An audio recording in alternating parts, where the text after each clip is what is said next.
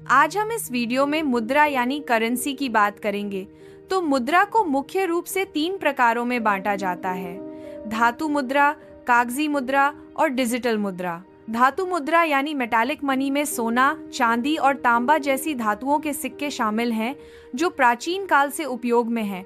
आज भारत में 1, 2, 5 और 10 रुपए के सिक्के चलते हैं, जो धातु मुद्रा के उदाहरण हैं। कागजी मुद्रा यानी पेपर मनी, जैसे कि 10, 20, 50, 100, 200, 500 और 2000 हजार के नोट सरकार और आरबीआई द्वारा जारी किए जाते हैं। डिजिटल मनी, जिसे हम online transaction, mobile wallet, UPI, net banking के रूप में जानते हैं।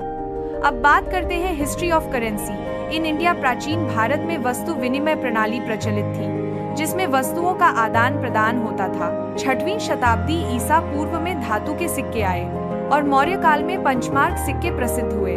मुगलों ने सुंदर डिजाइन वाले सोने, चांदी और तांबे के सिक्के चलाए, जबकि अकबर के समय चांदी का रुपया शुरू हुआ, जो आज भी हमारी मुद्रा की इकाई है। ब्रिटिश काल में 1861 में पहली बार कागज के नोट छापे गए और 1935 में आरबीआई की स्थापना हुई, जिसे इसे नोट छापने का अधिकार मिला। स्वतंत्रता के बाद भारत में कुछ समय तक किंग जॉर्ज के चित्र वाले नोट चलते रहे।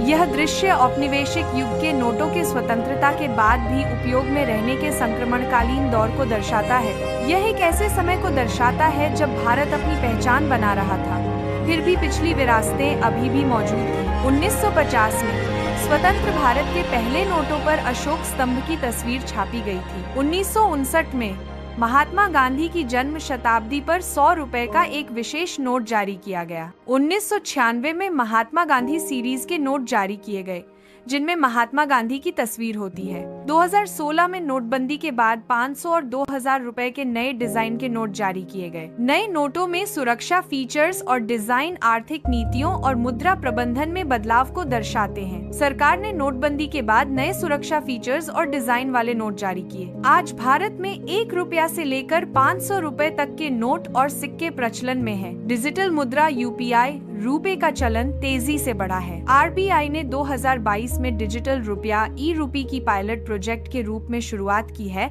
जिससे डिजिटल अर्थव्यवस्था को बढ़ावा मिल रहा है।